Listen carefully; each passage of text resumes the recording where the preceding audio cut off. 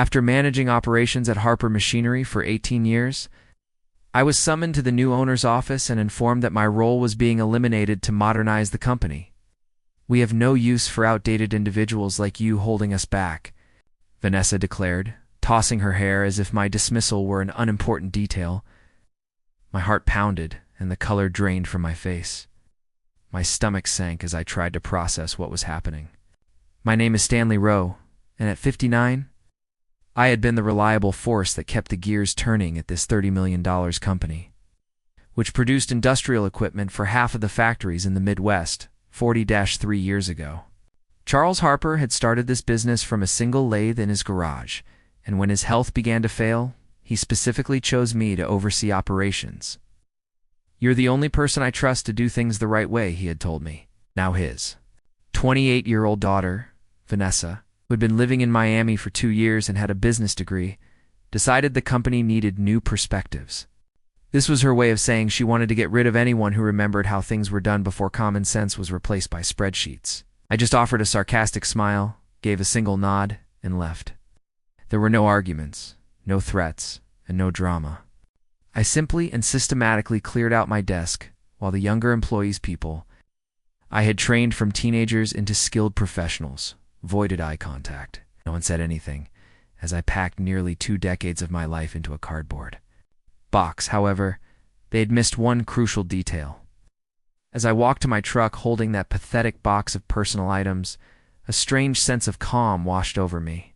What Vanessa didn't know, what she hadn't even bothered to check, is that my employment contract included a very specific clause.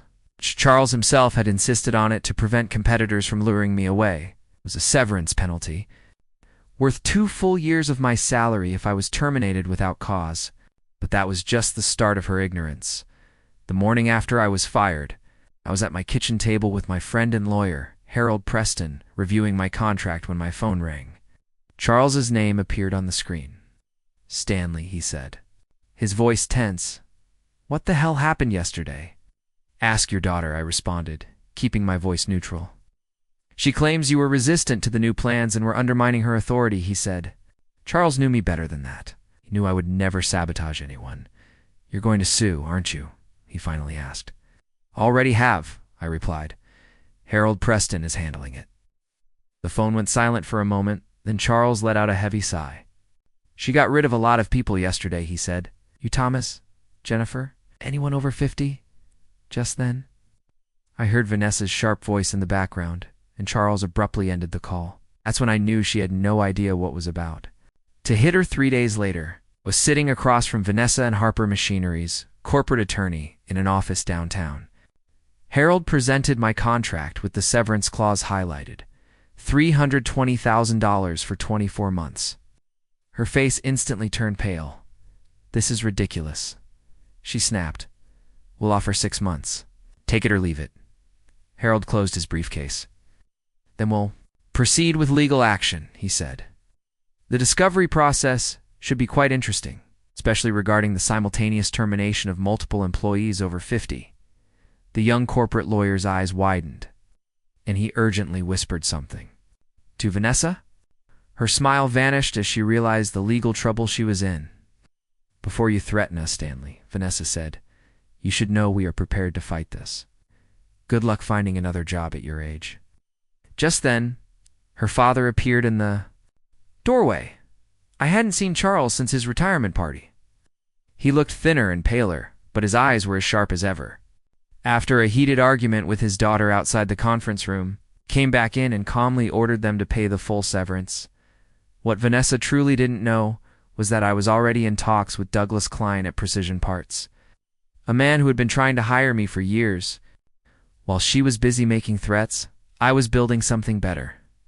Within weeks, the panicked phone calls started. Thomas, our former head of engineering, called first. "Harold got me a year of severance," he said, "but they want me to sign a non-disclosure agreement." When we met, I slid a business card across the table. "Douglas Klein, Precision Parts." "He's looking for a consultant," I told him. By noon that day, I'd spoken with every veteran employee Vanessa had fired. "Just relax," I told each of them. "Check your contracts. Call Harold." Then I made one more call to Douglas about the partnership.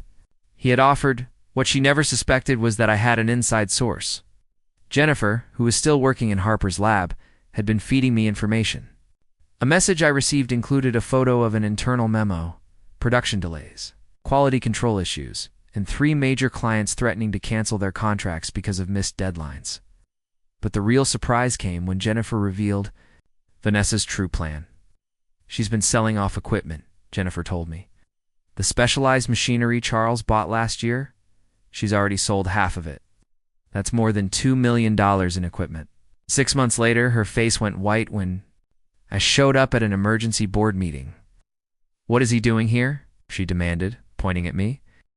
"Harper Machinery is merging with Cornerstone Precision," I announced, sliding the acquisition agreement across the table. "The board approved it this morning." Her hands shook as she looked through the documents. Charles had voted his 51% stake in favor of the merger, and there was nothing she could do to stop it. "This is ridiculous. I'm the majority shareholder," she protested. "No," Charles said, slowly standing up. "You hold 20%.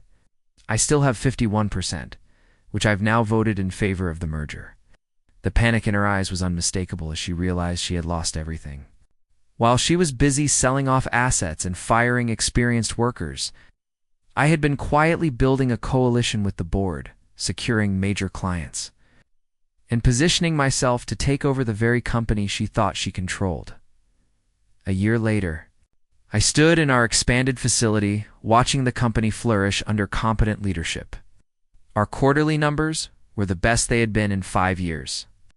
Charles joined me, leaning on his cane, but with a smile on his face. "Vanessa called yesterday," he said quietly, speaking about her from Miami.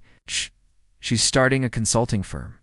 I watched our skilled workers, the same people she had dismissed as old, patiently and expertly training the next generation. Experience and innovation were working together, not in opposition.